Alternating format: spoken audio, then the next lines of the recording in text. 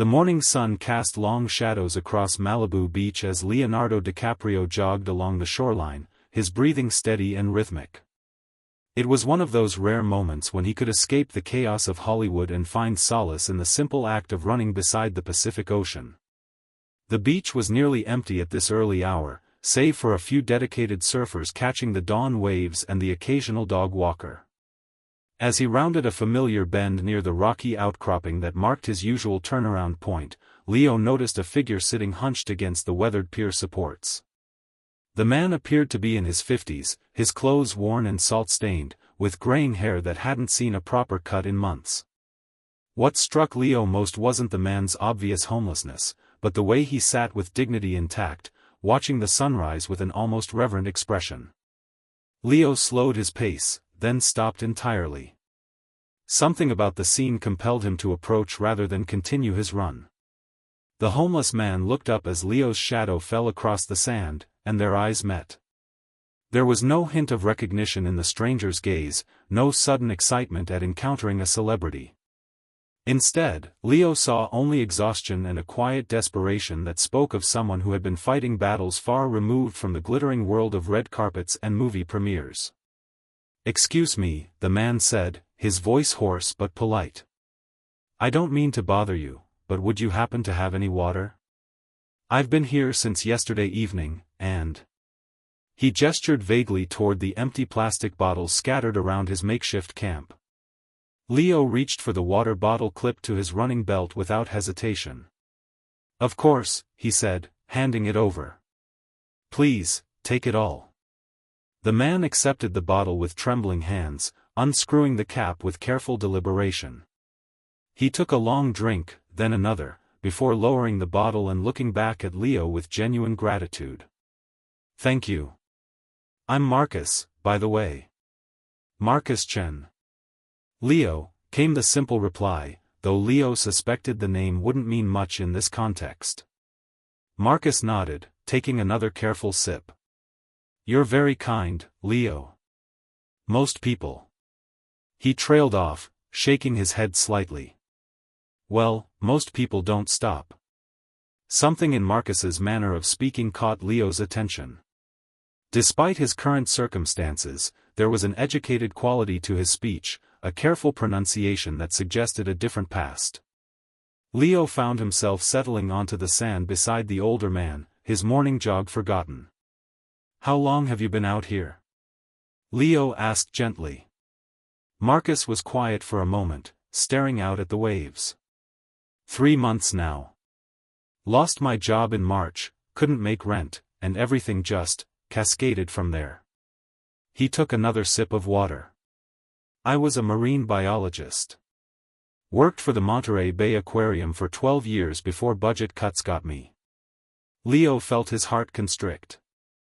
Here was a man with expertise, with years of dedication to ocean conservation, something Leo himself was passionate about, reduced to begging for water on a beach. The irony was almost too much to bear. "Marine biology," Leo repeated. "That's incredible work. I've always been fascinated by ocean conservation." Marcus's eyes lit up for the first time since their conversation began. "It's everything," he said with sudden animation. "The ocean is the planet's life support system, and we're watching it die in real time. Coral bleaching, acidification, microplastics." He caught himself getting carried away and smiled sheepishly. "Sorry. I get passionate about it." "Don't apologize," Leo said earnestly. "That passion is exactly what the world needs more of." They talked for nearly an hour, with Marcus sharing stories of his research on kelp forest restoration and Leo listening with genuine fascination. Marcus described diving expeditions where he had witnessed the devastating effects of climate change firsthand, entire underwater forests reduced to barren rock, species disappearing at alarming rates, and coastal communities losing their livelihoods as fish populations collapsed. "I remember one dive off the coast of Tasmania," Marcus said, his eyes distant with memory. "I had been studying the same kelp forest for 5 years, watching it thrive. When I returned after a particularly severe marine heatwave, it was like visiting a graveyard. 90% of it was gone, just white skeleton structures where there had once been this incredible underwater cathedral of life. Leo found himself deeply moved by Marcus's passion and expertise. Here was someone who had dedicated his life to understanding and protecting the very ecosystems that Leo's foundation worked to preserve, yet he had been cast aside by a system that valued profit over environmental stewardship. The sun climbed higher, and the beach began to fill with its usual morning crowd of joggers, surfers, and early beachgoers. A group of teenagers set up volleyball nets nearby, their laughter carrying on the ocean breeze. Families began arriving with colorful umbrellas and coolers, transforming the peaceful morning solitude into the bustling scene of a typical California beach day. Eventually, Leo glanced at his watch and realized he needed to leave for a meeting, but something had crystallized in his mind during their conversation. "Marcus," he said, standing and brushing sand from his shorts. "I want you to do me a favor. I want you to come to the Beverly Hills Hotel tomorrow at 2 p.m. Ask for the Leonardo DiCaprio Foundation offices, they'll direct you." "Can you do that?" Marcus looked confused but nodded slowly. Yes, I can do that." "But why?" Leo smiled. "Because I think there are people you need to meet." The next day, Marcus stood outside the Beverly Hills Hotel feeling completely out of place. He had managed to wash up in a public restroom and had done his best to make himself presentable, but his worn clothes and weathered appearance still drew stares from the hotel's wealthy clientele. He almost turned around 3 times before finally approaching the concierge. To his surprise, the desk staff were expecting him. Within minutes, he was being escorted to a conference room where Leo sat with 3 other people. A woman in her 30s with kind eyes and a laptop covered in environmental stickers, a distinguished older man in a navy suit, and a younger man who looked like he'd stepped out of a tech startup. "Marcus." Leo stood and shook his hand warmly. "I'm so glad you came. I'd like you to meet Dr. Sarah Martinez, our Marine Program Director, James Hoffman, who runs our grant distribution, and David Kim, who manages our technology partnerships." Marcus felt overwhelmed as introductions were made. Dr. Martinez, it turned out, had heard of his work at Monterey Bay and spoke knowledgeably about his published papers on kelp forest ecosystems. James explained that the foundation was looking to expand their ocean conservation initiatives, while David outlined their need for scientific advisors who could help evaluate potential projects. "We've been looking for someone with your exact background," Dr. Martinez explained. "Someone who understands both the science and the practical applications of marine conservation. Leo told us about your situation, and frankly, it seems like the universe conspired to put you on that beach at exactly the right moment." Over the next 2 hours, they outlined a position that seemed almost too good to be true. Marcus would serve as a senior marine conservation consultant, helping to evaluate grant applications, advising on scientific accuracy of funded projects, and developing new initiatives for ocean protection. The salary was more than he had made at the aquarium, and it came with benefits, research opportunities, and the chance to make a real difference on a global scale. James pulled out a folder filled with project proposals. "We receive hundreds of applications every month," he explained. "Some are brilliant, others are well-intentioned but scientifically flawed. We need someone who can distinguish between genuine innovation and wishful thinking. Someone who understands both the theoretical framework and the practical challenges of marine conservation." Dr. Martinez nodded enthusiastically.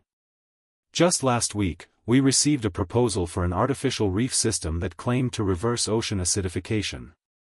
It sounded impressive to our non-scientific staff, but something felt off about the chemistry involved. With your background, you would have spotted the flaws immediately."